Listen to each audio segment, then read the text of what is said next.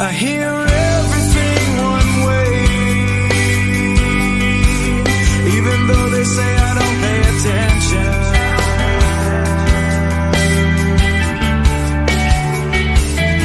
I do everything the same as the way I did it last time.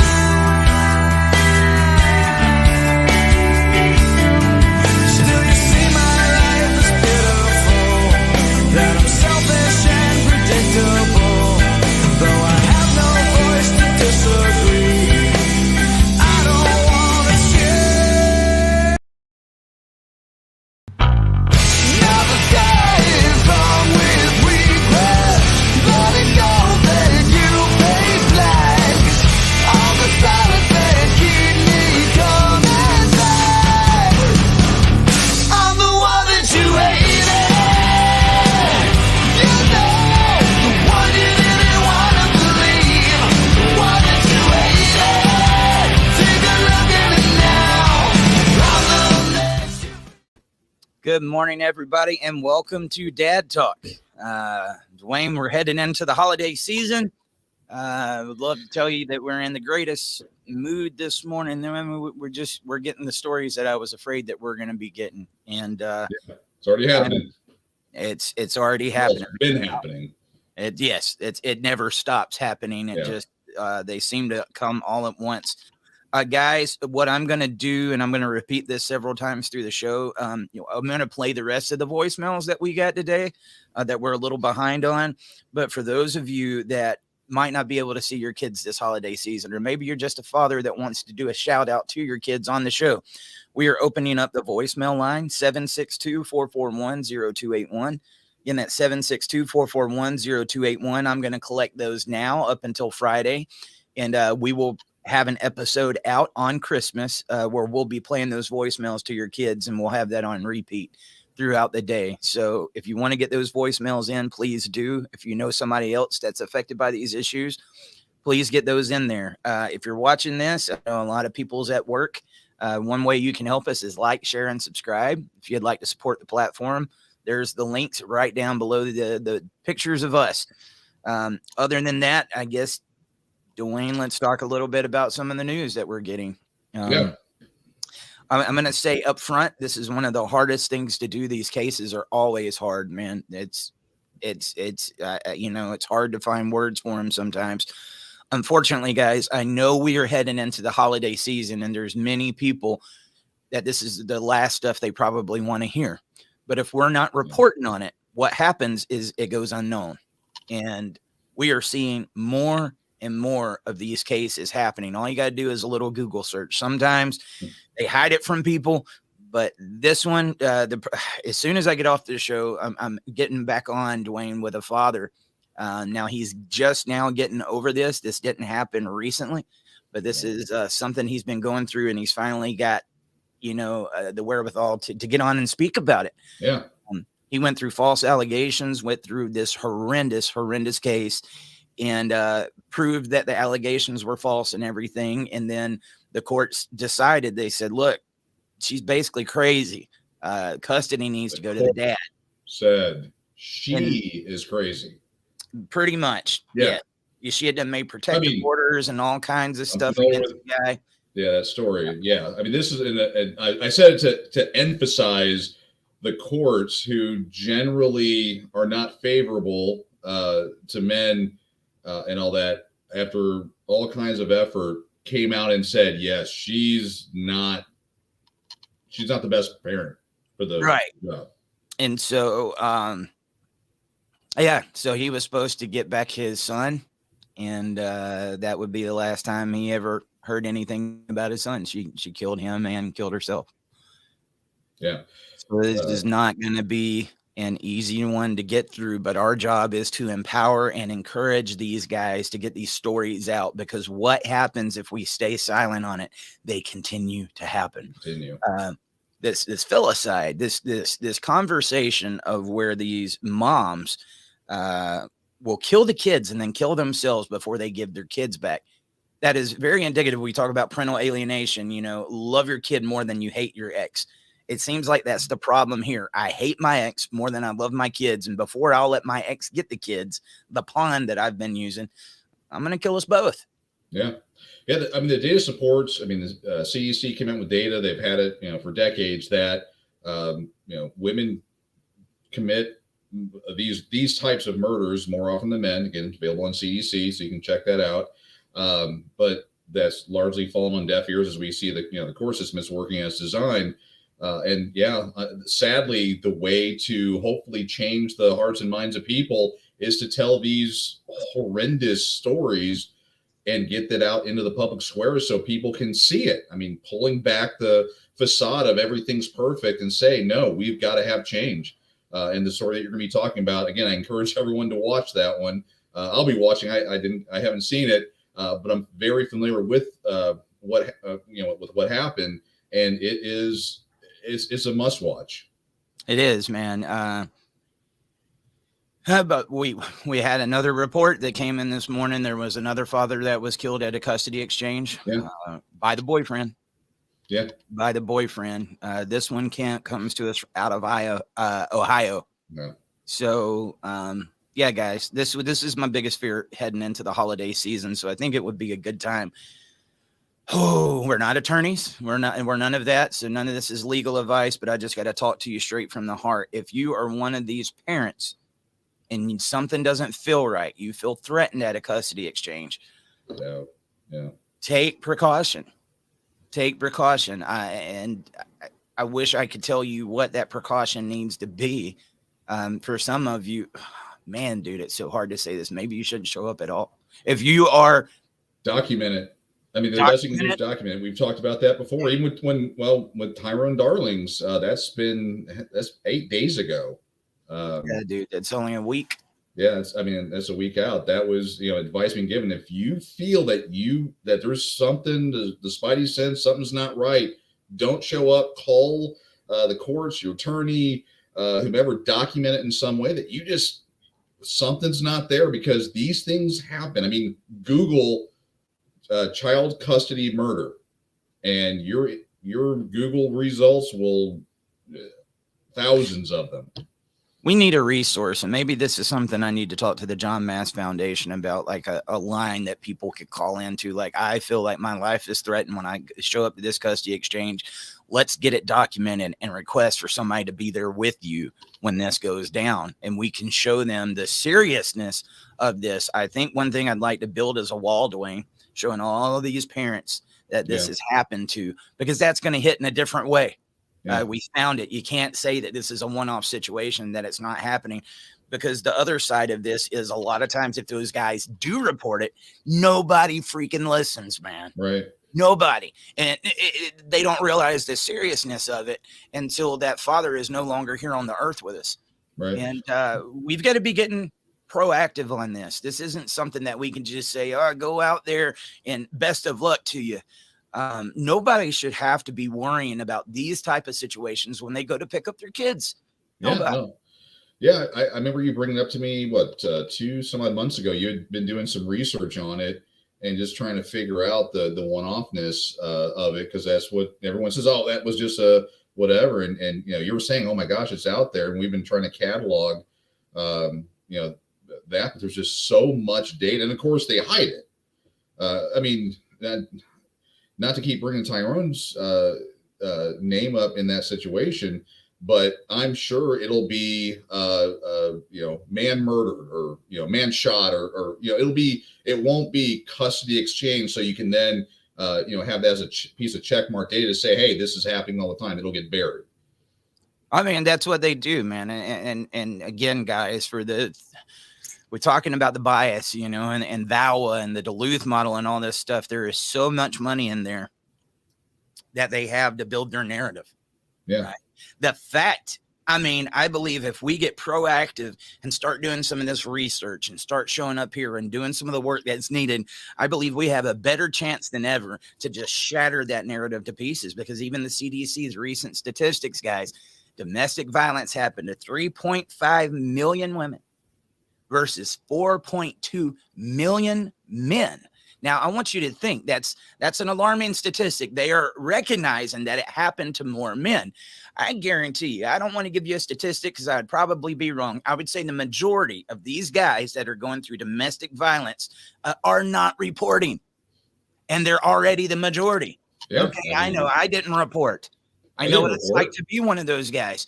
So we need you to start reporting, and we need somewhere, Dwayne, that they can report and that it's going to be looked upon, right? Instead of just saying, we're going to go hide this. No, you're not.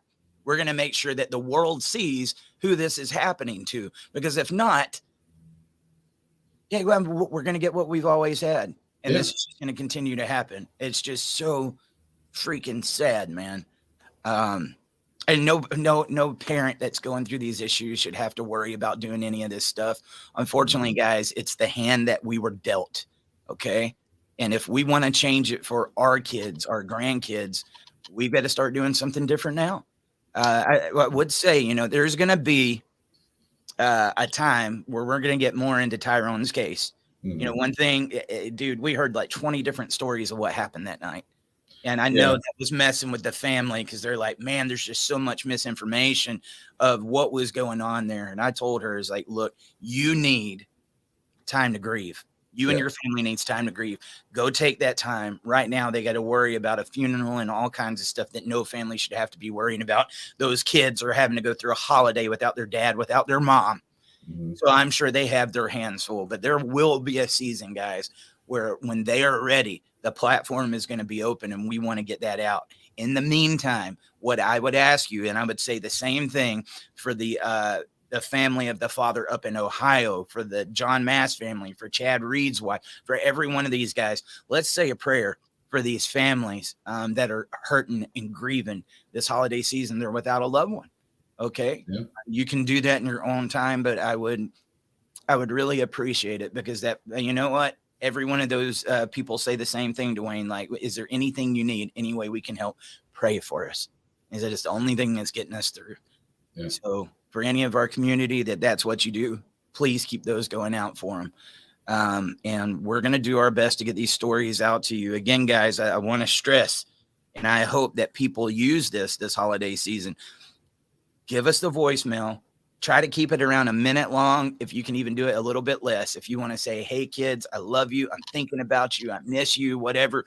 Put it on that voicemail. We're going to play it on Christmas. And there's you a document to show later on, like, look, I was thinking about you. I was talking about you. It's just little things like that. So if you guys want to get those calls in, we're going to leave the voicemail line, like I said, completely open just for those voicemails. 762-441-0281. In the meantime, we've got a few voicemails that was still from child support and several other things. So we're going to get to those voicemails. I'm sorry if you've had to wait a while for those to get played, dude.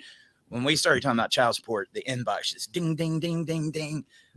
There was people wanting to get out their thoughts on this. So let's get into a few of those now. 762-441-0281. Hey, man, it's Mike Simmons. I don't know if you're going to get this or not during the show. I was just figured I'd call in to see how this works and see if it works. But I hear you talking about, you go through all this process and then you find out you have to pay her legal bills. So, I get to the point where, and I've said this multiple times, you probably see it in my comments, but there's one common denominator in every one of these cases. One person walks away richer, and that is the lawyer. I love you, brother, but. Oh, I mean, dude, there's the attorneys. Yeah, I mean, people go in and they think my lawyer is fighting for me, and they're going to do this and they're going to do that. You need to read what the lawyer credo is, and also, again, this is all like WWE wrestling. The lawyers, the judges, they go play golf and have lunch later. This is all theatrics and all that, and they were sitting there trying to figure out, okay, so what's the hot? I mean, when you tell your lawyer all of your deepest, darkest secrets and they're formulating a game plan on how to stretch that, because they already have your financial statements. They know how much money they're working with. That was actually stated on Divorce Corp. And then they go, oh, okay, so she doesn't want you to know about this. Okay, that's gonna be our story, our arc in our story, and that's how we can drain them of all their money. I mean, the kids are the easy, obvious ones, but there's so many other areas they can do to drag this thing on and make sure you leave penniless. And again, women file divorce 70 to 80% of the time. Again, the numbers or they're within that 70, 80 percentile. I'm speaking to ladies. Y'all are pawns in this thing. They are laughing at you. I wish they would understand that they're going to use your kids. They're going to destroy your kids, your family, and all that, and make you look like a joke, all while holding your hand. And when all this is over, they're done with you. I know they give you all kinds of promises, and we're going to do this, and I'm there for you. As soon as that last check clears the account, you're gone. They don't care. And I wish that's one thing I wish women would understand, because I understand their emotions get the best of them, and they want to get in there, and they want to get even with their mean ex-husband for not remembering flowers on their anniversary or being a jerk or whatever those reasons are. But then they get wrapped up in it, and these lawyers love it. They get rich. And we would say that's the majority of lawyers. Very few good ones. But let me tell you what they're going through, guys. These are guys that came into here thinking that was going to be their career. Mm-hmm. They get in, they find out how crooked the industry is, and they want to do the right thing. At the same time, not only will they be met by criticism from like our people if they're not doing the right thing, if they start pushing back at the system, the bar hates them. Okay. They'll eat them up. Yeah. And then it's like, man, if I do this, I'm going to get marked when I go in front of these judges. They're not even going to want to see me. Sometimes they might rule against me just because I'm a person that's pushing back at the system. And I feel sorry for some of those guys because it is still their livelihood, their job, but they do want to make a difference. And there are several of them out there. Mm-hmm. I can count them on one hand, but, that's just the industry that we're going through right now. Attorneys love conflict. They are a big part of the problem. Yeah, a lot of people, one of the things that we said we was going to talk about a little bit later on, Dwayne, is marriage counselors and if they're worth it or not. A lot of these guys that act like your best friend and they want to be your marriage counselor, but guess what? You're getting charged per hour. $500 an hour. Yes. Yeah, man. Tell me everything about it. And one of the things I see, which really pisses me off, an attorney should be able to come in there and decrease conflict too. Sure. Let's say you're in one of these situations where you're in high conflict with the ex. One of the things that they're going to encourage you to do is communicate. You got to talk to them. You got to do this. Because they know that's going to stir the pot and then that's going to make billable hours. At what point do we say, this is high conflict? We know what's going to happen when this gentleman reaches out over there. Let me do the contact. For God's sake, you're getting divorced. Yeah. It's going to be conflict. Yeah. If these guys could communicate with each other, they probably wouldn't be getting divorced in the first place. Right. Oh, yeah, exactly. Yeah, but you're paying, an attorney $500 an hour to do that. And again, this attorney is talking to the other attorney. They're going, okay, guys, my kids' braces need to get, I got to do some stuff here, and I got to make sure my 401k is taken care of. This whale's got $100,000 in an IRA sitting somewhere. Let's get that money. Absolutely. Go talk to a bartender if you want some cheap therapy or something. Don't drink, but go to a bar and they're good at that. Or talk to your pastor. But yeah, the therapists and the lawyers and again, looking back, it's so obvious. I mean, I wish the folks in here are starting the journey, or they've been in it for a little while and they're still trying to figure stuff out. I wish, I could sit down and get a one-on-one with them and go, this is how it operates. And it really is how it operates. It is.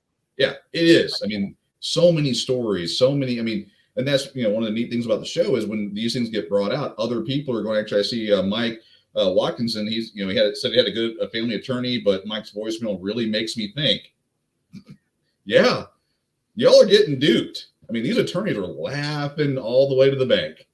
They are. They don't care.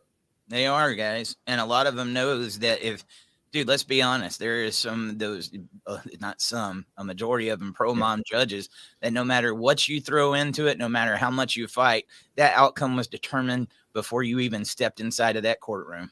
Yeah. You know, and that's just the bitter fact. And if an attorney thinks that you're going to be in front of a judge like that, they should tell you. But let me give you that impression that I'm going to go in there and fight for you because I need you to pay me. And then they give you false hope. And then at the end, just like the marriage story, you might need to settle because that's all you're going to get.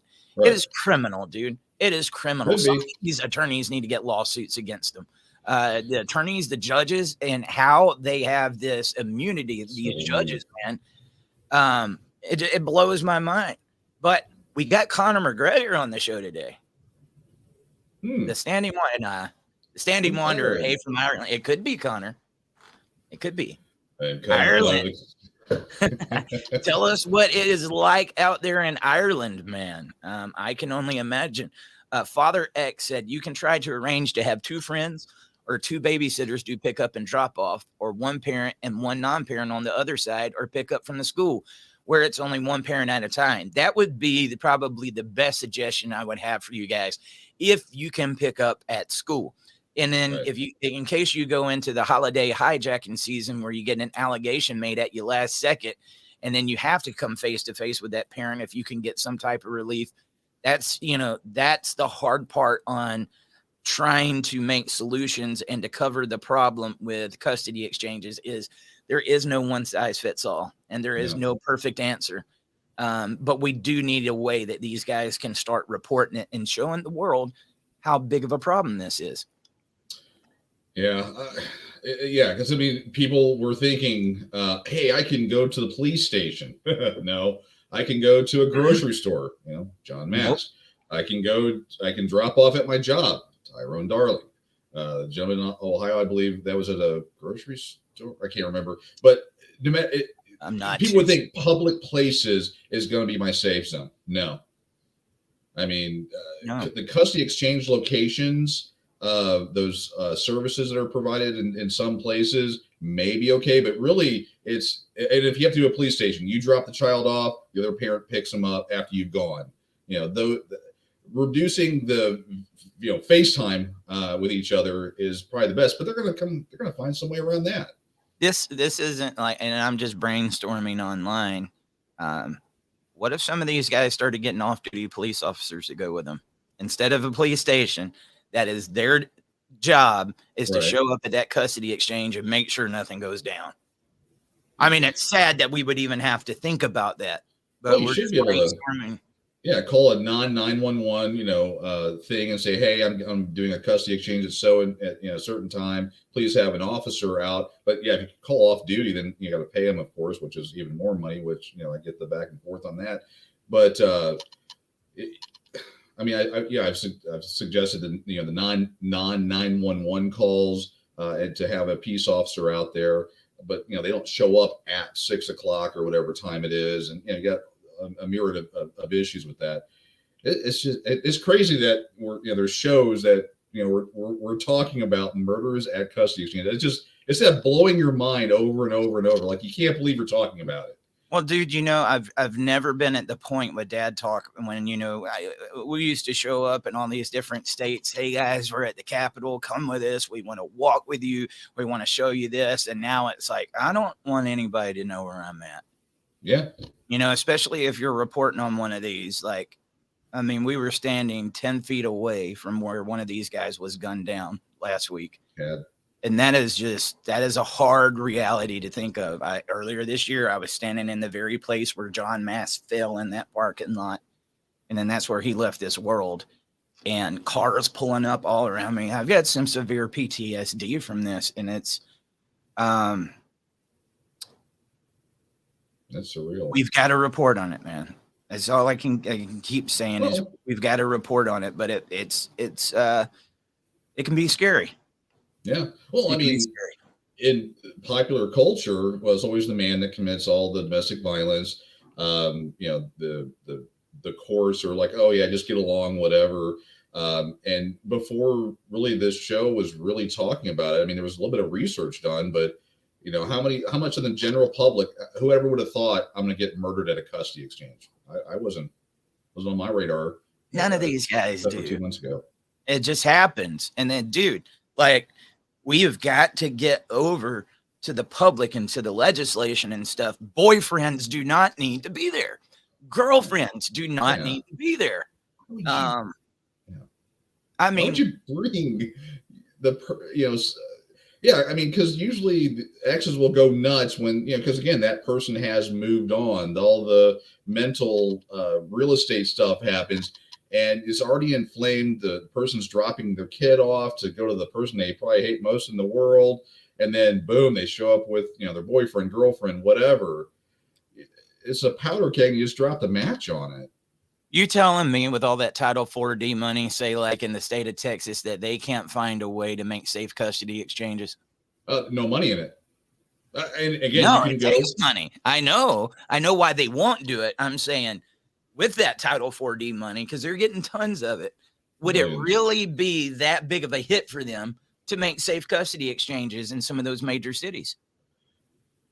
I mean, I'm sure that, well, if they don't want to talk about it, I mean, dip in. We make them talk about it. Yeah, need to make them talk about it. That's how I feel about it now, guys. I am not asking any of them to care, but we are going to make you talk about it. And if you don't want to do anything about it, at least say it. Don't give us these little fake answers. I mean, we're at that time when we're getting stories like this on the regular where it's not asking anybody to care anymore. Because if you don't, you need to let us know, because we need to put our support behind somebody else.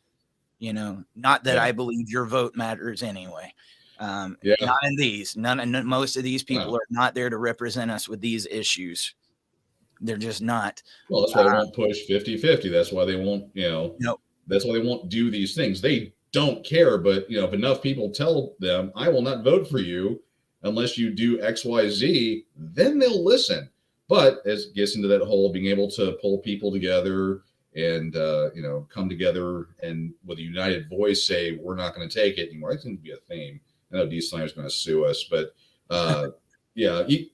it's that whole getting everybody under one banner that says you need to make change. I mean, and they're going to, again, every session, there's going to be a bill introduced for equal shared custody or whatever. It's all smoke and mirrors.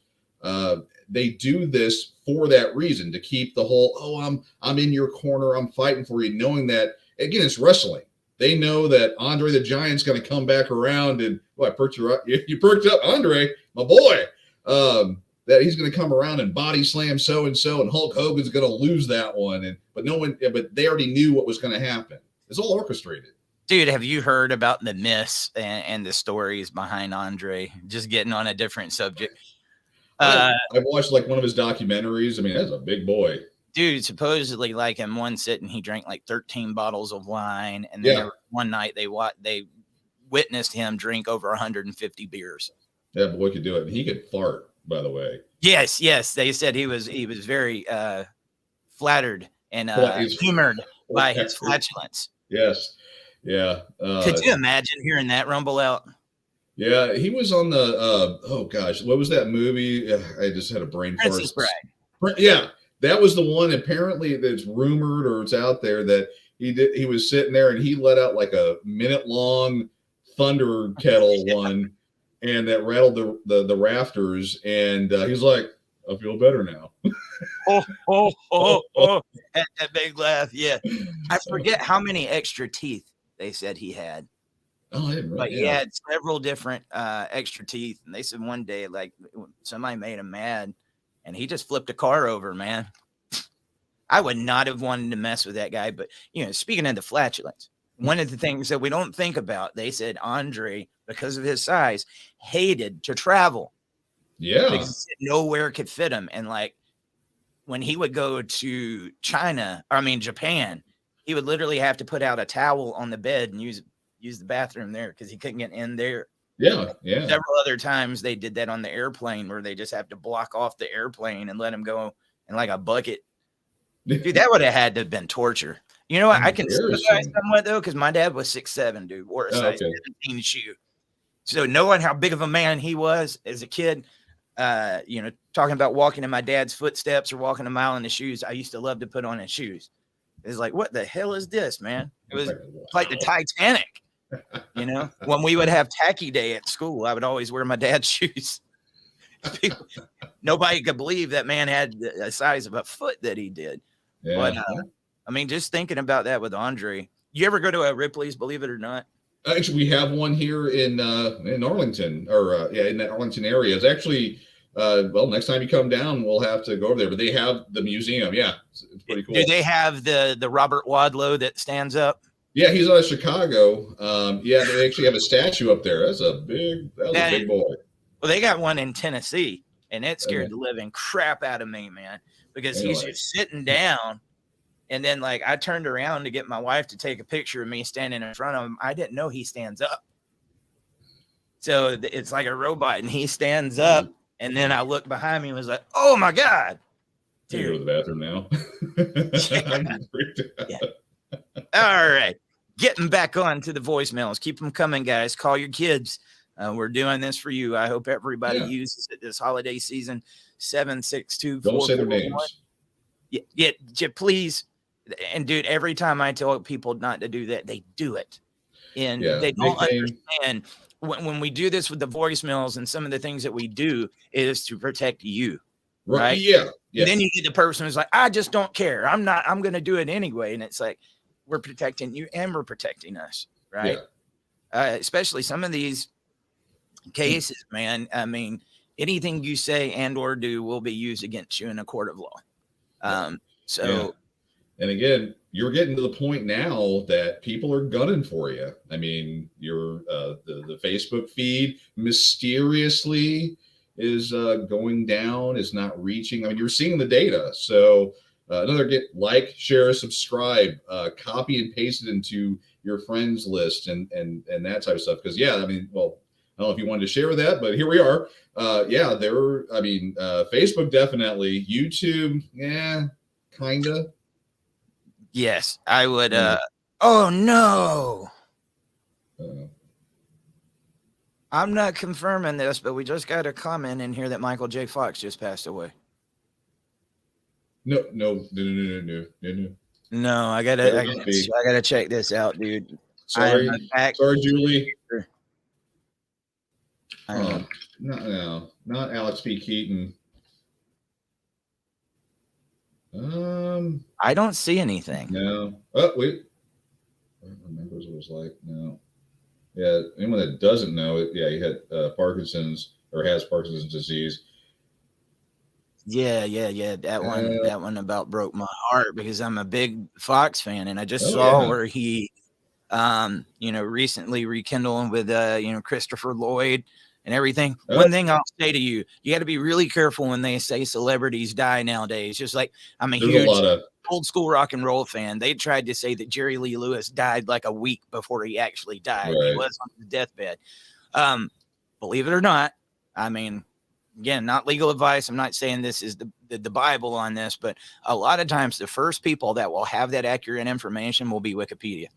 Because they will make sure that date is right. So if you see on there born and it's not telling you when they passed away, many times you might want to dip into it. But somebody like Michael J. Fox, if that happens, it's going to be everywhere. Yeah. I'm not seeing anything on the mainstreams and all that. So Julie, a lot of times, as Eric pointed out, they'll these sites will post that so-and-so died. I think Alan Jackson, he's a country singer. He's died like 4 times. I mean, it's just nutty stuff. But and then of course it spreads through the internet. So that was a scary attack. Back to the Future is one of my favorite movies of all time.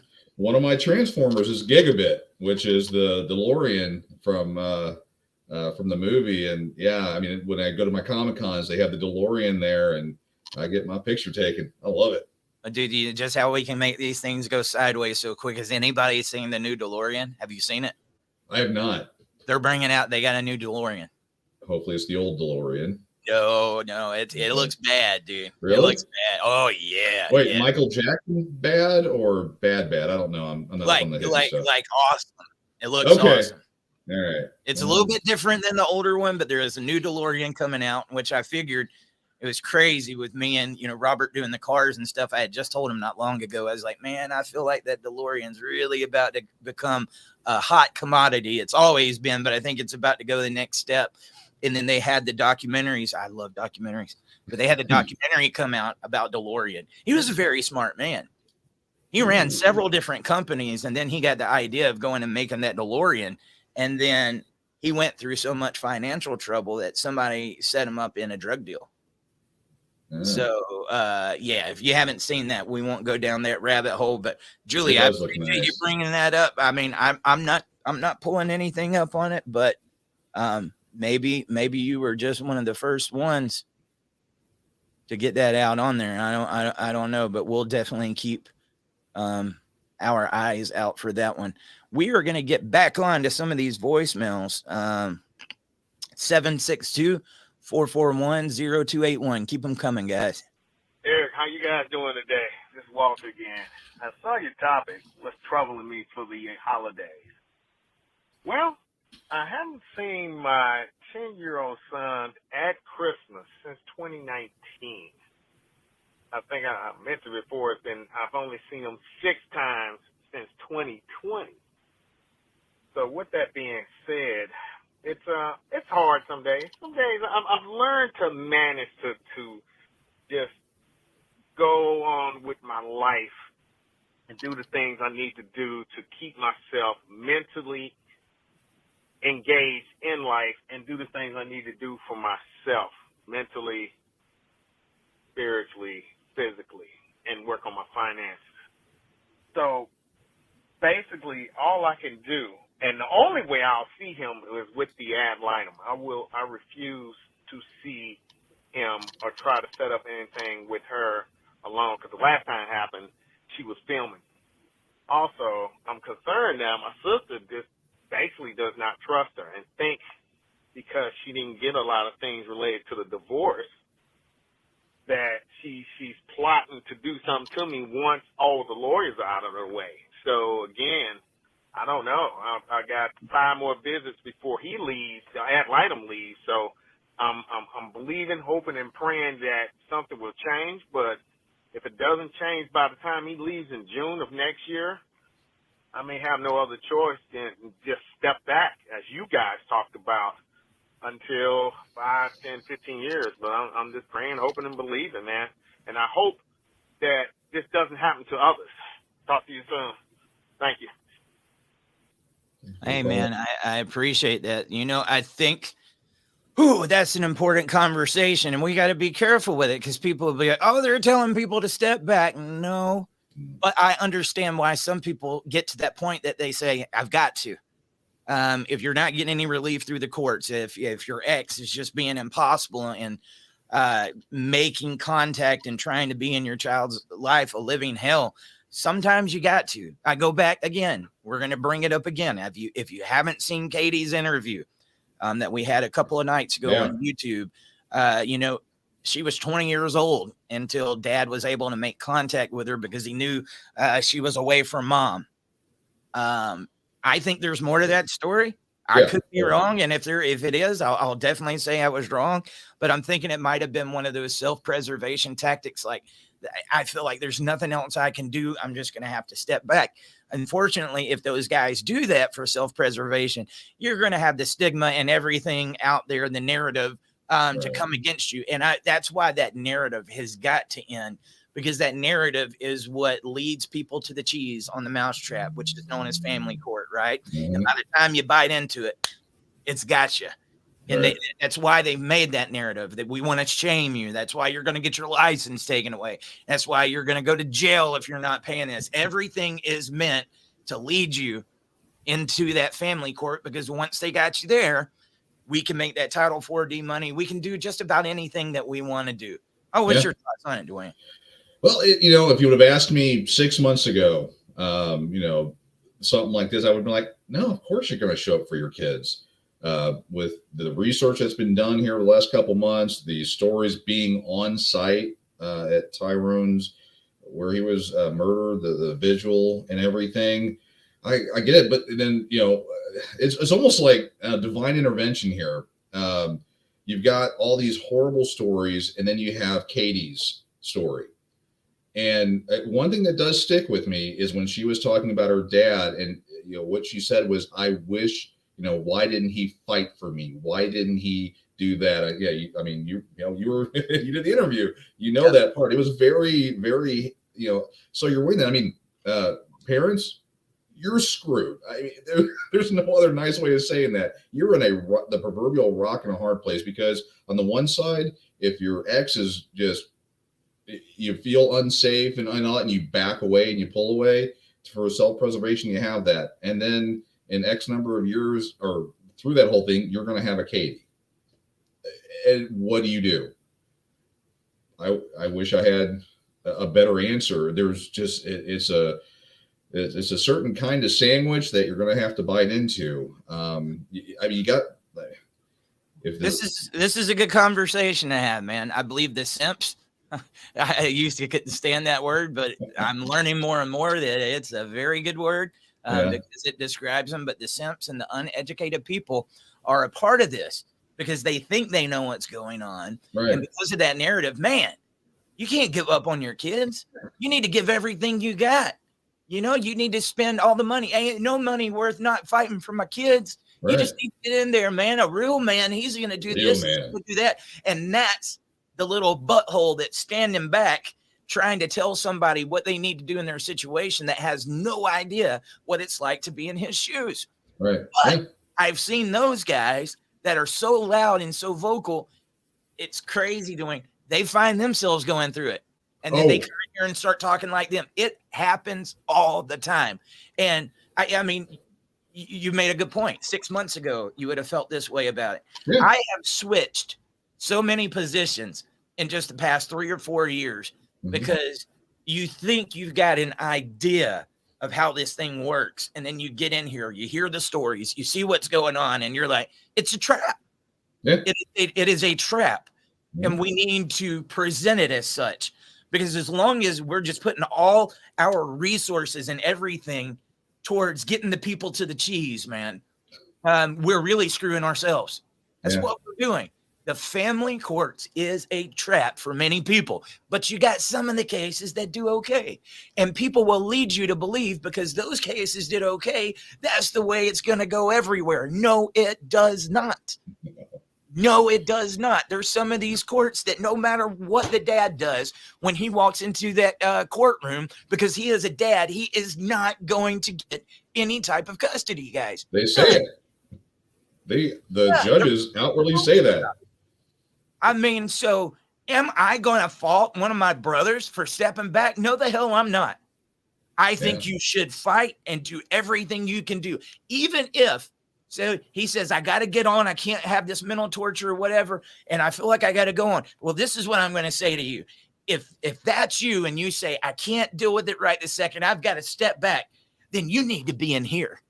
Yeah. Because just because you might not be able to fight legally or might not have the money, that doesn't mean you quit fighting altogether. Right. Come in here and raise awareness. If you're one of those guys that say, I got to step back for a second, and you're not in here and you're not fighting, I mean, that's the only thing that's kept me going, brother. When I couldn't afford this system and when I felt like everything was going against me, I didn't stop fighting. I fought even harder, man. We was going everywhere, doing everything we can, doing conversations like we're doing right now. There's always something you can do. Make sure you're giving it your all. But if you're up against that, you've been drained, it's messing you up here, I would say take you a second to heal. You can't stay in that. But take you a second to heal, get focused, and get your ass in here. I wish I could add to that. No, I mean, that's it. I mean, if you can't, I mean, I would have said, fire your attorney, learn the law, get in there and fight, give them hell. You got brothers and sisters being murdered for seeing their children. That's a whole nother level of holy. But you have to take the negative and make a positive out of it. And how do they know those situations are going to happen before they do. A lot of these guys are like the last caller saying, I've done everything I can do. I can't do this anymore. I think I need to step back. But people keep pushing them and they get in there. And then this is what happens. Yeah. Right. I remember talking to John Mast, attorney. He wasn't on the documentary. This is the attorney that was with him from the very beginning. And then Kevin came on. But I remember talking to him the day John got shot. And dude, he was a wreck. You could tell he was one of the genuine guys, but he said, I never knew when we fought for John's innocence, this is what was going to happen. And here's an attorney admitting this. You'd never know what their situation is going to be. And everybody's situation, although very similar, they are different. You never know. Like, stop putting stigmas and stuff on people. Maybe sit down and understand their situation a little bit more, or just open up your ears rather than trying to judge them off of everything they say, man. Right. That's what's wrong with the world. When it comes to our guys, there's always somebody to spit in their face and tell them how they're not doing enough. And that's what pisses me off of the holiday season. Dude, eggs, $9 for 18, or $7 a dozen. We got this inflation. Some of these guys paying child support, alimony every day they're going to work to try to provide and to make a living. And then they're taking all of their money and giving it to this ex that's keeping them away from their kids. I mean, and we're going to tell them that they need to try more, or that they're not doing enough. None of these guys feel like they're doing enough. Men, we want to give the world to our kids, guys. Yeah. Stop putting the stigma and the pressure on them, because they feel it enough already. And we, I mean, you and I, as we talk more and more, we're kind of the same in that we always feel like we never give enough. Never. I mean, you and I are dealing with a situation right now where we want to do more and do more and do more.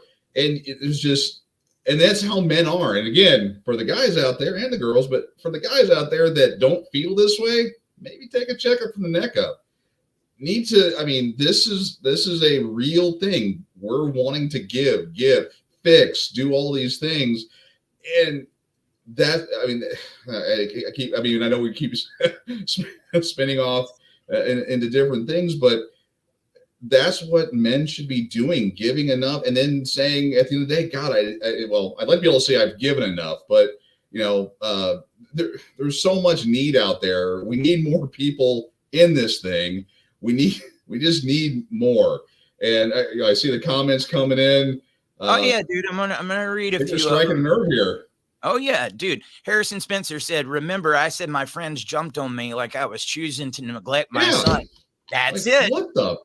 They're Mighty Mouse too. They're there to save the day. And because I'm a real man, and because you're not doing what I think I would do, you're not a real man. They don't know what it's like to be inside your shoes. Flip that conversation back around, man. Yeah. Tiffany Watkinson.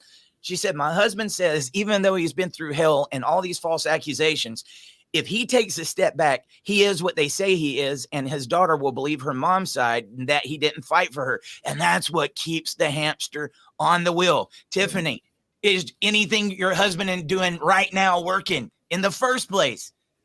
I'm sorry. A lot of times it's like they're fighting a losing battle. And what happens is they put all of their energy into going and fighting in this legal arena and fighting against these accusations that all it's got to be is an accusation. They don't have to have proof. And these guys get exhausted. They can't do it anymore. They don't have money to fight. And they end up with depression and PTSD and all these other things. This is very real, guys. Nobody can tell me that you can't get PTSD from this, Dwayne. I don't know about you guys. How many of you have that ex that if you hear their name, the hair stands up on the back of your neck? Just hearing their name, dude. I know what that's like. I know what that's like. I'll go hide in a corner like, don't talk to me about that. I don't want to hear about that. Got it back. Thankfully, Tiffany, it sounds like you're there. You've locked shoulders with your husband and helping him through those things. And hats off to Tiffany. I'm sure you probably don't get enough atta-girls being there, but as we've mentioned a number of times, without our significant others, being with us and helping us fight, we probably all wouldn't be here. So, and I'm assuming your husband's probably busy working, providing, and doing all that stuff, and you're helping him through, helping him with that. On the DV stuff, there was a paper that came out. It's supposed to be a 51% thing to determine should it be a domestic violence situation for the allegation. And the attorneys are saying it's like 5%, which I'm assuming 5% is he hit me or something like that. They're giving it out like paper, and they know it's false. They're just they say they're erring on the side of caution. They're not. They're just it feeds the system. Cowards. And they know what's going on. I mean, guys, I'll take it back to the most recent case. I know that might be a little controversial, and some people might say, I don't understand what Dwayne and Eric's talking about right now. Dude, like I said, 3 years ago, I'd have been in that chair too. When you've been up here and you've been up close and personal seeing what's going on, we sat there as a father was murdered the other night and listened to his mom say, I told him to stop fighting. I told him to just walk away because I was afraid this was going to happen. Now, many people are going to say, how could a mom say that to her son? He's dead now. Yeah. He's dead now. She was telling him the truth. Had he walked away, I mean, we don't know. We don't know what's in people's hearts. But don't tell me that there is not some substance to that statement, because there is. And many times that's the only option these guys might have. And then if he does, and it saves his life, nobody's going to realize it because we got to hurry up and throw the stigma back on him, Dwayne. Oh, yeah. This system is freaking broken, man. This is the consequences that we're dealing with from them wanting to make money off of these dads. Yeah. And we need more people, though, getting that message out that, this is the realities of it. Had the courts and I know Tyron's situation was a little bit different, but the Ohio dad and all the others that are out there, had it been a little bit different, those parents might be there today to hold their children. Absolutely. Well, Tiffany wrote back, and I want to bring this up. Guys, even if I don't agree or I get a little heated or something, we want to hear from you. This is conversation, and I wish I could sit here and talk to you really calm, but I feel it, man. So, just bear with me here. There's people losing their lives. There's people losing their lives over the conversations we have. I care. And I want you to get your part of this out, though, because if there's something that you might not agree with or you don't understand the positioning, we can talk about it. There is nothing wrong with conversation. This world isn't fostering conversation right now, and we're saying that divides us. No, man. We are all in here trying to figure it out for ourselves. I mean, dude, the first 30 minutes of the show, we're in here trying to find out what's the solution to these guys getting killed at custody exchanges. I don't know that we have them. We've got different ideas that we can say, maybe this will help, maybe this will help. We are all in here trying to figure it out together. And that's all these conversations are doing, is making sure that these conversations are at least getting talked about, because nobody else is talking about them. We are doing it, right? Going into Tiffany, she said, I'm behind him 100%. The lawyer and the judge said, usually the spouse wants them to step away because of the money and everything. But I told him to keep fighting, and he needs that, Tiffany. Yeah. He needs that. Now, I want to go to the ex. Because a lot of times they want them to stop fighting. And that's why they are such high conflict. They're hoping that they can just make it so high conflict, and he keeps hitting these dead ends, and that he's going to quit. There's one of two things. I don't know if that's a complete factual statement, Dwayne, because I believe those type of women love to argue. They don't want it to end. They just want it to keep going. The guy's over in the corner saying, look, you know what? I don't want to talk to you no more. I just want to see my kid. I just want to be a dad. And she's over there. No, this is what happened 5 years ago when we were dating. This is what happened there. And it's like, look, a lady, get over it. Move on. But they love to argue. But then there's the other ones. They want you to quit, and they'll get loud, and they'll make it as high conflict as they can anytime you reach out about your kids. And then when they step away, Dwayne, what happens? He's not even calling and asking about his kids. He doesn't care. He's a deadbeat. He's not doing anything for him. And then they make a new narrative. Oh, well, yeah. Protect this garbage, man. Yeah, and they'll get people to support that. Yeah, they'll get the Christmas presents and rip the name off and put their names on it. And I mean, I think we had one week ago. That's what they were saying. But yeah, they'll, I mean, all this stuff, and yeah, the one parent fights as hard as they can, and then he's finally got to give up and step away, and then she's like, oh, see, your dad doesn't love you. He's a deadbeat. Oh, blah blah. Feel sorry for me. I'm a single mom. Blah blah blah. Yeah, I mean, it's just so ridiculous. And it's gotta change. It's gotta get fixed. Let me do how we can say that on every show, probably after every time we make a point. And guys, again, it's doing what you can. I look, dude, give a shout out to Artemio. He said, at work with my earbuds in listening. I appreciate for all you have done, for everything you're doing and everything you will accomplish. Stay up, my kings, dude. Thank you. That's support right there. Some of that right there is the answer to what's going on, because I believe these guys have been so beat up that a lot of them just don't even want to hear about these situations. And I don't blame them. They want peace. I mean, just like that caller was saying, hey, man, I got to step back for a second. That doesn't mean you step back here. Right. Dude, your support, you subscribing, you liking, you sharing helps give us a voice to fight for everybody. Right. And we show up here. If you got to step out of that conflict for a little bit, I agree. And I'm going to tell you, it's a little bit easier here because you got brothers that you can talk to that understand you. Yeah. And then you think it's going to be better because I'm more educated. And then you find yourself going through the situation and the hair pops up on the back of your neck again. And so it's good to have this support, man. It's good to have that area that you can come, still feel like, you know, you're working towards the solution, but maybe not having to talk to the crazy all the time.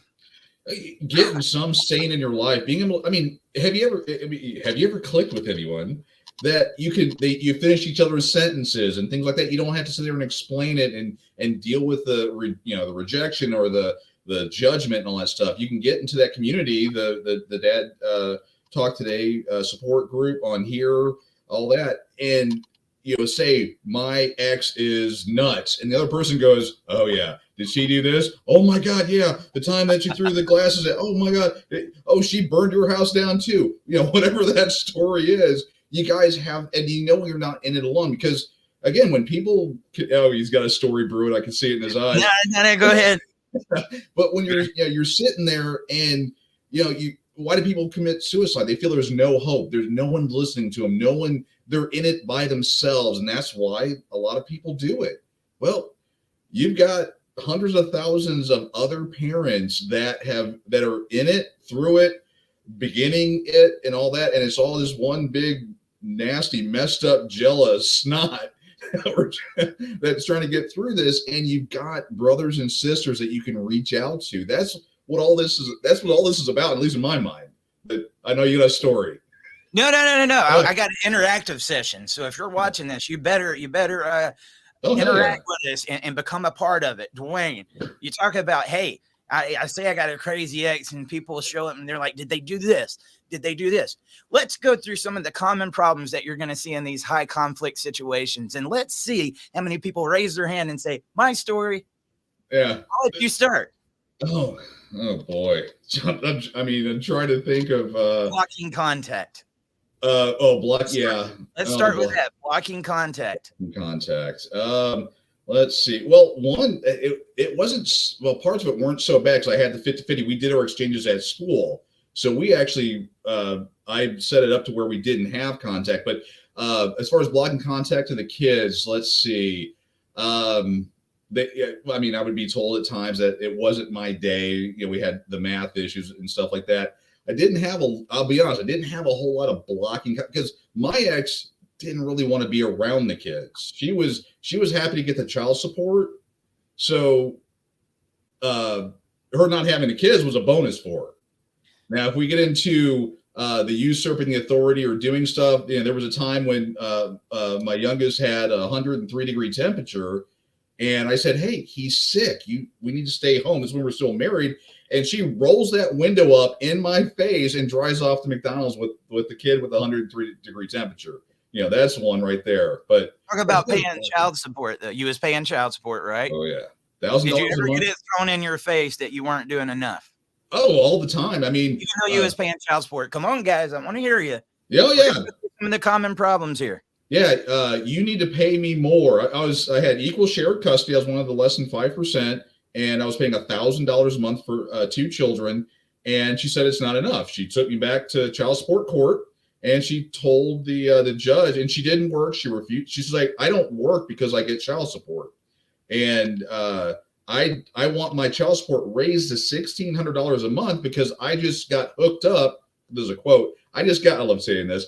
I got hooked up with a new rental, and my expenses have gone up.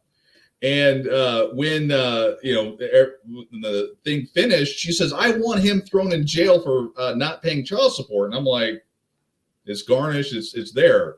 So, yeah, I mean, I get told, if you want the new shoes or you want, you need to provide more. And I'm like, I provide for my children in my household. You provide, you wanted to have the separate households. You do it in yours. But, oh, yeah, I mean, the child support's always a big one. How many, when we're just talking about gaslighting topics here, and I wrote down on a piece of paper, like future episode, the topics that they use to gaslight you guys. And I think the more that we can talk about them, Dwayne, and people start hearing, well, damn, that happened to me. You know what I mean? Yeah. And we can show just how common some of this is. How many of you guys, it's not just about you and your relationship with your child. The child is just used as the weapon, right? They go for complete character assassination. How many of you guys have been told you're not a real man, you're a boy? Okay. I see that one all the time. My ex Did you get triggered? Oh yeah, my ex told my kids I was gay and I went to gay bars. Dude, I hear that one. I hear that one a lot. Like, it's just surprisingly, guys, you might not see it on there, and the people aren't putting this in the voicemail. A lot of them are getting accused of being gay. Yeah, I mean, and she's a very, definitely a very liberal person, which I found odd given that, whole thing. But why would she, do that? And I mean, the accusations that or the things she would, because the kids would come over, they're like 12 and 7, go, Daddy, Mommy says you're gay, and you go to gay bars. And I'm like, hey kids, how was your day? That was so, and then of course your mind's blown. By the way, I'm happily heterosexual. But you're just sitting there, you're like, what? Like, and then of course I'm an analytical thinker. So I'm like, okay, so how could that possibly come up in casual conversation? Well, so for anybody that missed yesterday's episode, we talked about the Santa Claus and how that's about an alienated thing. And if you wanted to make amends with the mom's new boyfriend, to buy him a weenie whistle for Christmas. I'm going to say at this point, with that being your story, Dwayne, you might not want to buy the weenie whistle. Yeah, I'm not going to buy the weenie whistle. That is off the Christmas list. I'll be returning that. Yes. But dude, that's a common thing. What is some of the things that you guys were told? And look, I know very little about your situation, just what we talk about here on the podcast. And I've just named off 3 or 4 things. And every time he's like, oh yeah, I got a story. You got a story. Oh, I got triggered. False allegations. How many of you went through the false allegations? Yeah. I mean, that is a big one, dude. And the crazy thing is, you see these stories, and I believe in the beginning they know that it's not true. And 5 minutes later, a lot of these people think it's gospel. They think they have spoken into life. As long as I say it, I can make it be true, right? And unfortunately, with these crooked ass courts, it does become gospel because they treat it as such. I don't need no evidence. I just need to say this about you because I have the power. Yeah. That's what they do. They have the power. Yeah, my ex. And men, we have allowed them to have that power. Well, for peace. A lot of times we do a lot of this stuff for peace. Where's the peace, Dwayne? There is none. There's one thing you get from this show. There is never peace. You can, with those people, you can never have peace. That's one of the reasons why I got a tape recorder. She would make these stories up of things that I said, and I'm like, maybe I'm nuts. I never said that, or this didn't happen. That didn't happen. So I got a tape recorder, and we would have a conversation. She would accuse me of something. I would go back and listen to the recording and go, that never happened. But she would pass a lie detector. She believed certain things happened, and there is no amount of evidence. Police would tell her things. none of it would happen, and she still believed it and shared it. But It's the way it goes, dude. And I'm telling you, that's the type of person. They won't be able to take any responsibility for anything. They can't sit there and tell you, I did this wrong or I did this wrong. Dude.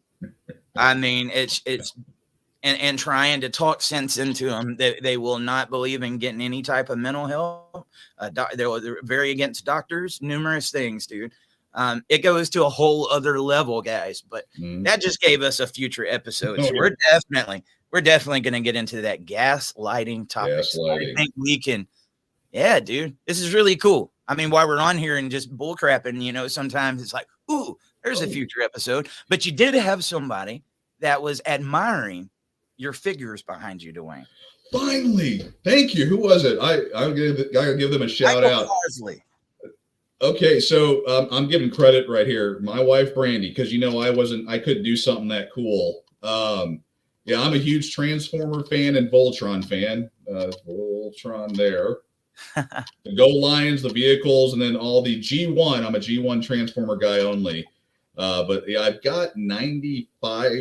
And there's a story behind Transformers in general on there and Voltron. I'll talk about, I guess, my growing up years. And most of these are, they're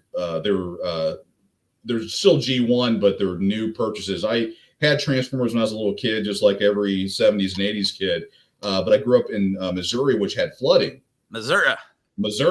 And in the 93 flood, all of my Transformers and Voltron toys that I had were destroyed. Okay. Except for, let's see. It still has the Mississippi mud on it. Oh, actually the bottom one. The bottom Voltron had 2 lions. And then I think I got like Beachcomber and Laserbeak.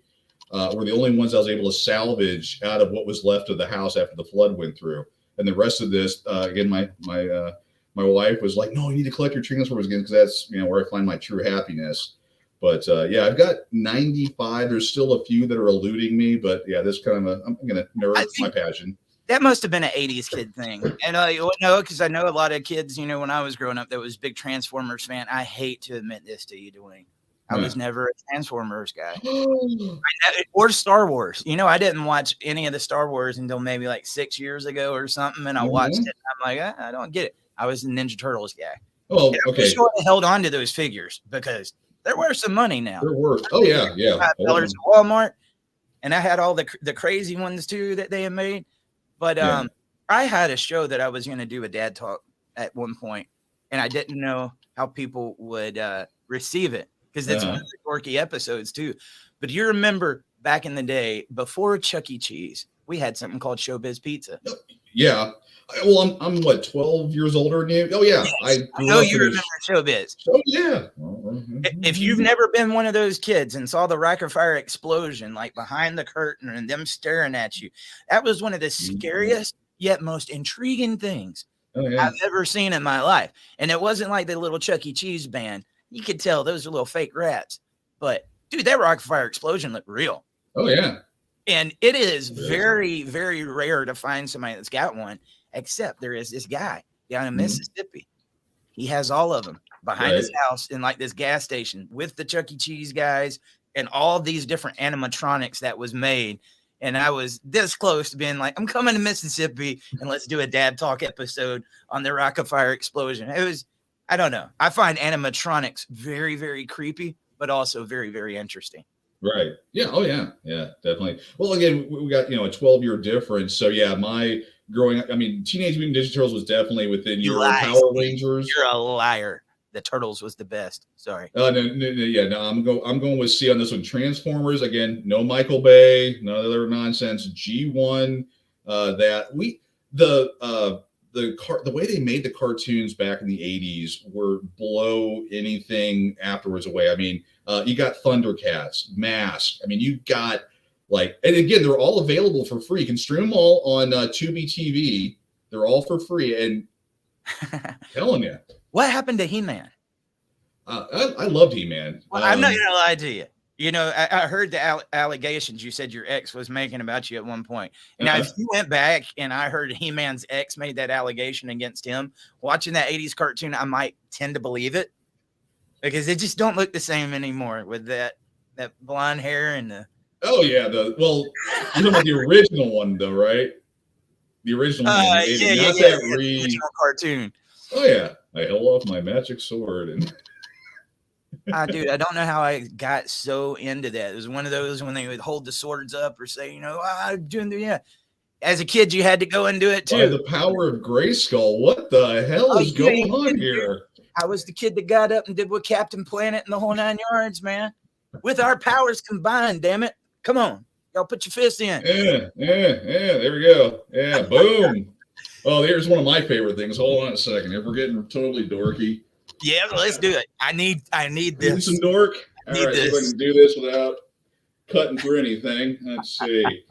We're doing it. Make sure I don't hit anything. Yeah, this was a lifetime achievement here. Whoa. Is that Power Rangers? No. Oh, stop it. Thundercats. Oh, I didn't. I never really got into Thundercats. Oh, Thunder.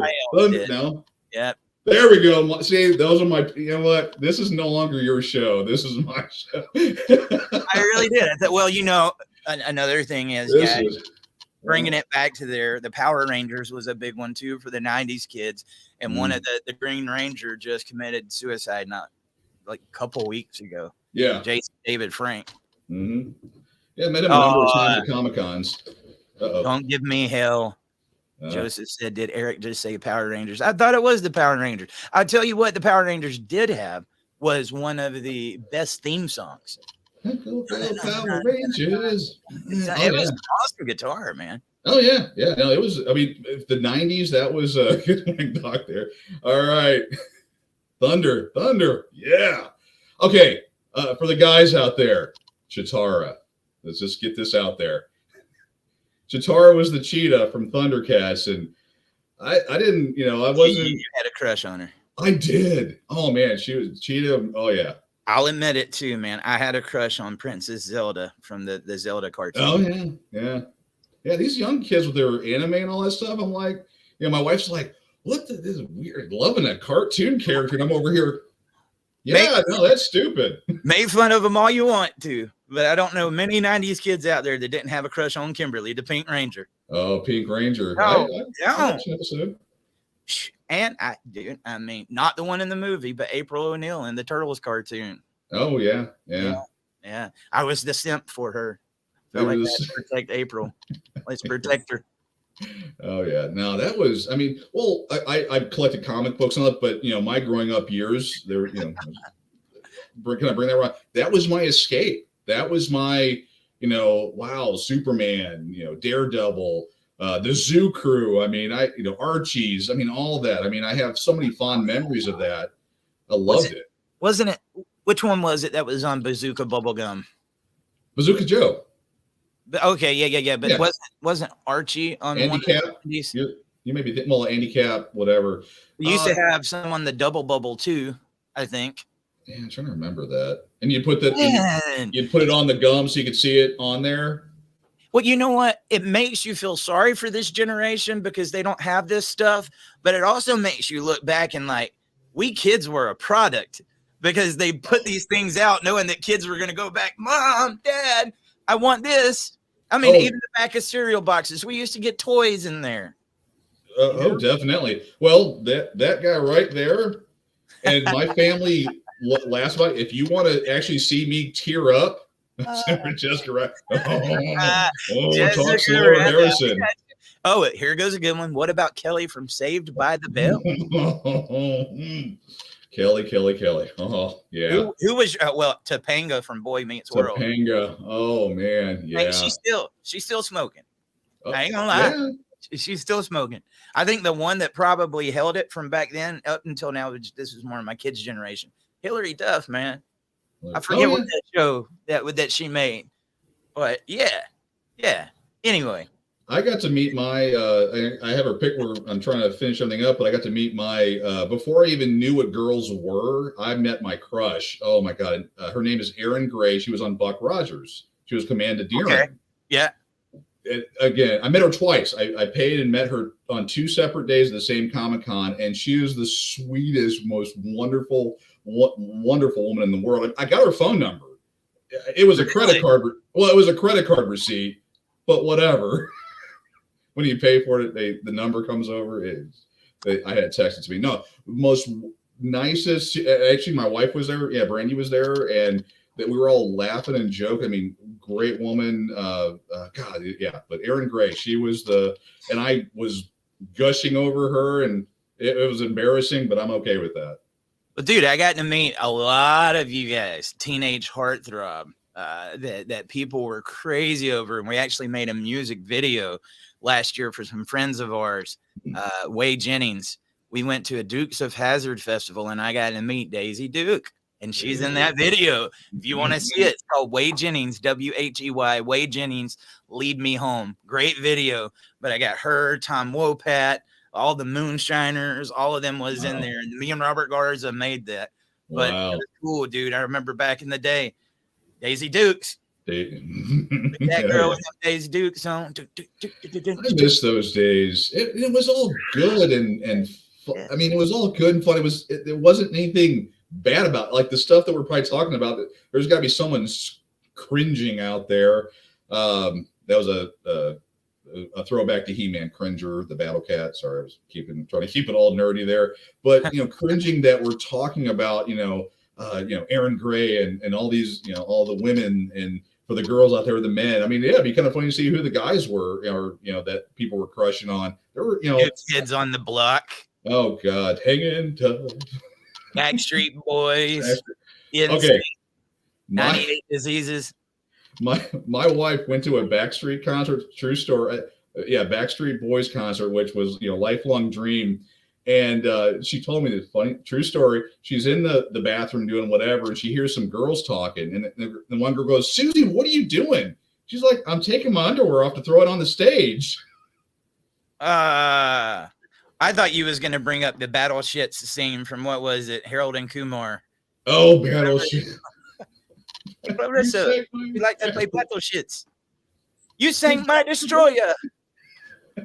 I actually just watched that the other night. Good stuff, but yeah, no. Oh, Crack Sweet Boys, Instinct. Wow, Michael's.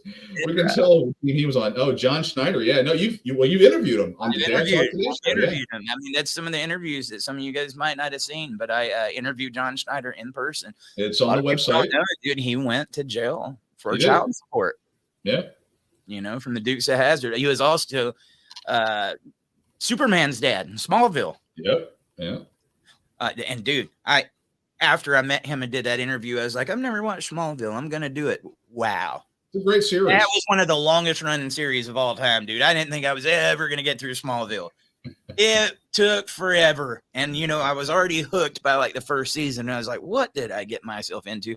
That one kind of reminded me of The Walking Dead, though. They made that series go way too long. If they would have ended it around season 4, season 5, it would have went off on a high note. But they're making a spinoff of it. They're about to bring it back. I guess AMC just doesn't have any creative juices flowing. Yeah. But for any of you guys that are Walking Dead fans, it was shot all around me, dude.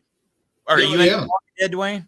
I am a huge fan. The last season and a half I have not watched. I'm waiting to binge watch it at some point. Woodbury? You remember Woodbury? Woodbury, yeah.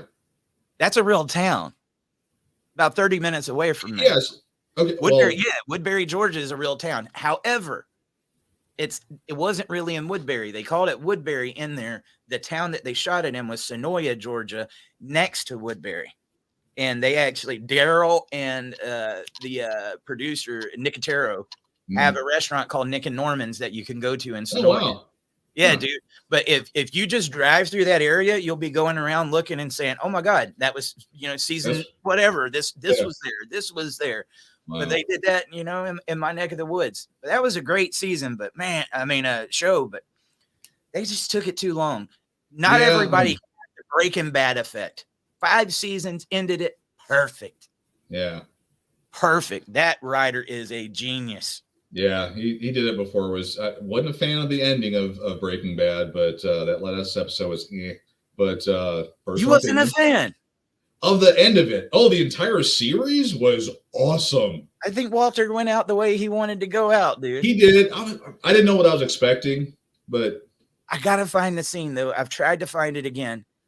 Walter, I believe, was a fatherless child. I don't know if you guys knew that.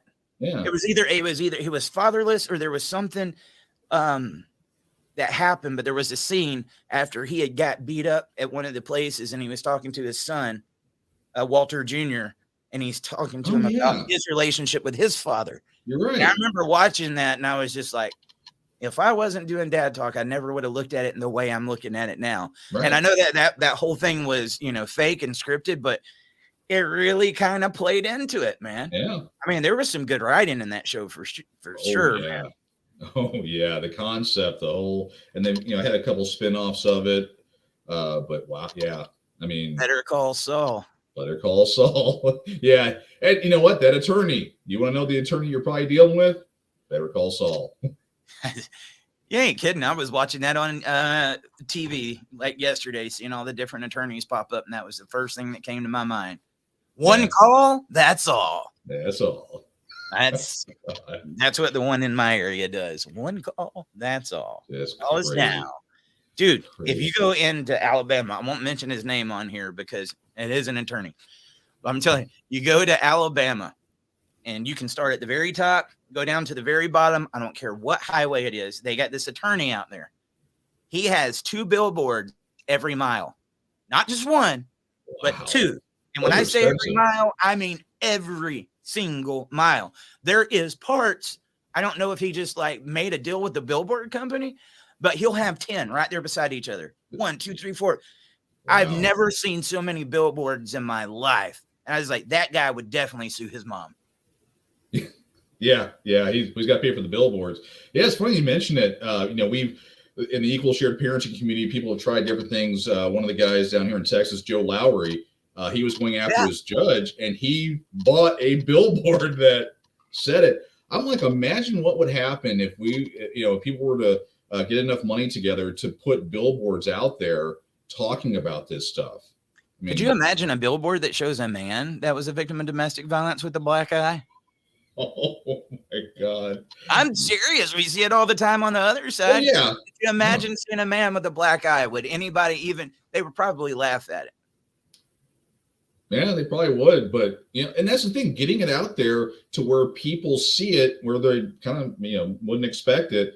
That would give that, because again, Joe, when he did that one for his judge, it had a significant impact on the outcome and what they're doing there. But yeah, they're like between $1,000 and $1,600 a month to do. But yeah, it'd be great to have people donate, get a pull. That's a whole coming together thing. If we were to get different pockets of people to say, we're going to do this, over me. All right, guys, I got another interview I got to go to. And you know what? Say a little prayer for me too. That one of the hardest things there is to report on these stories where somebody lost their life, because you have to guide them through the pain in telling that story. And you know what those questions are going to do many times. Yeah. But we've got to get it out. And I promise you that's what we're going to do.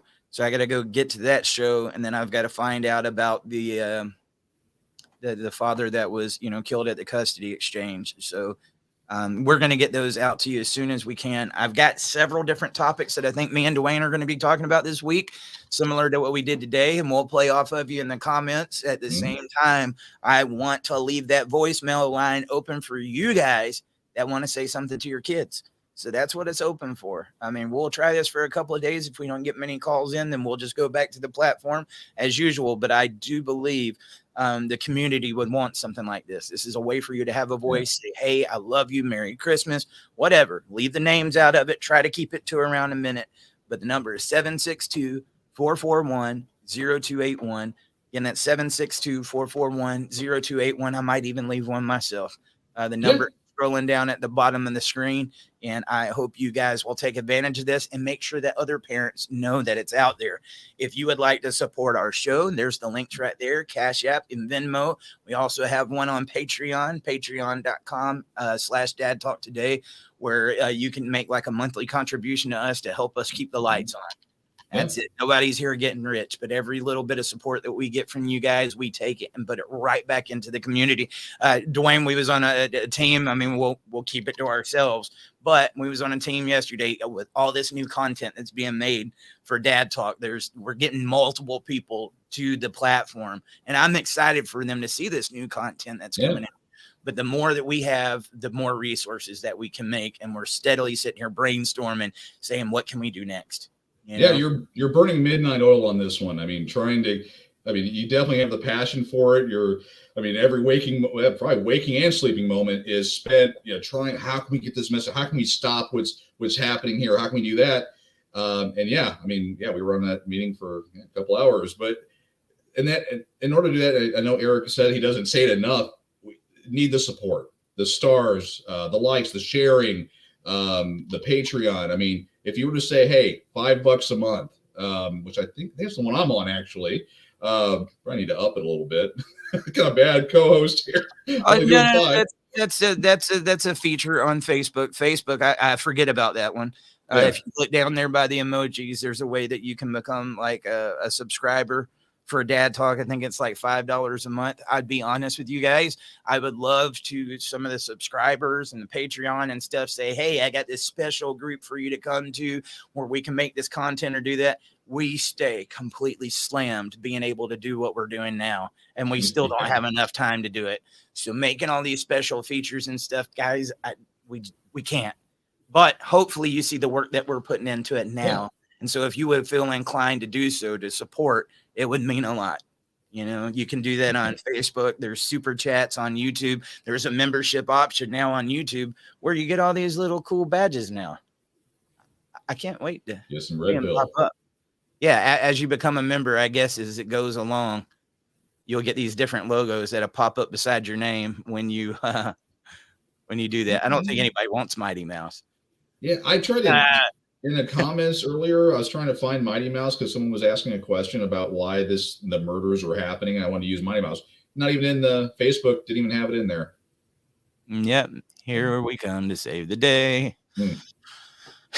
And unfortunately, that's the situation that we are facing right now with the father that got killed in Ohio. It was a boyfriend. It was a boyfriend. It was Mighty Mouse. I don't know, man. These things don't ever get any easier to talk about, guys. So just do me a favor. Like I said, like, share, subscribe. If you would like to support, those are some of the ways that you can support. Keep those voicemails coming in for Christmas, 762-441-0281. And I think until then, Dwayne, we'll do it again next time. Oh, yeah, definitely. It's one last thing. It just hit me because, again, huge nerd. And I'm going to pull from Deadpool here. Okay. All you guys and girls, you need to be like taking 5 little robots and combining to form one big robot to take down the bad people. It's morphin time. It's morphin time. That's like one of those things where they say, how can you mess everything up? It's got a picture of Jean-Luc Picard and it says, give him Hell Harry and all that. That'd be do a mashup. Anyway, all right. I got a funny story. You done messed up, Ron. Okay. I'm about to mess up because she would kill me if she knew I was telling the story. So what I'm gonna do, I have 4 daughters. I'm not telling you which one. Okay, I'll just do it that way. Maybe that'll give me an out. But I got her into the Power Rangers when she was younger. And just like the other kids that get into the shows, when it would become morphin time, she would jump up and start morphing with them. Well, she wanted to be Kimberly, much like, most of them do. But they would do the dinosaurs, Triceratops, Tyrannosaurus. Well, there's the one that says pterodactyl, right? Okay. And so I come in one day and she's doing morphin time. And I swear to God, dude, she was young, so she was messing up on the words, but she goes, "Tear an asshole." And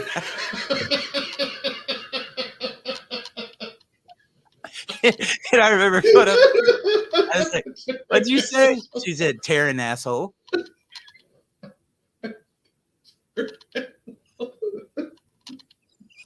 She would kill me. It's a great story. I mean, her face will turn blood red, but I swear that was her thing every time. Morphin time. Tearing asshole. I almost did not want to tell her. And I don't think I did. I don't think I did the first few times. But I eventually was like, you don't need to say that around people. Mr. Carroll, we need to see you when you're in the teacher's office, the principal's office. Your daughter was saying tearing asshole. Where was she reading that? Oh my God, dude. It was great. It was great. And that's just one of those things, you know. We're on here talking about our crushes that we had on cartoons. We all did stuff when we was a kid, so don't kill your daddy. I have to share the story. Didn't say your name. Didn't say your name. Yeah. All right, brother. Guys, we will see you a little bit later on. We'll have the replay later on tonight on Facebook. I've been forgetting to say that. We're doing the replay on Facebook, YouTube. You'd have to come over to Facebook to see that. But we'll be back at 10 o'clock a.m. Eastern time tomorrow, and the next day, and the next day, and the next day. So there is no reason not to like, share, and subscribe. Make sure you're dinging that bell so you're getting these notifications for when we go live, because we got more dorky stuff to do. Oh. It's coming. I promise you. And really important work to do at the same time. A lot of real stuff and a lot of dorky stuff. Here we go. All right. On the way out, I don't know. Does that light up? Well, yeah. Of course it does. Okay. You got to have the thing. It's got to call the rest of the Thundercats. I don't know. I don't know what it is. But on the way out, we're going to let Dwayne close the show. Do the call. Was it like Thundercats or whatever? You do it. Thunder. And it's going to be Thundercats. Oh!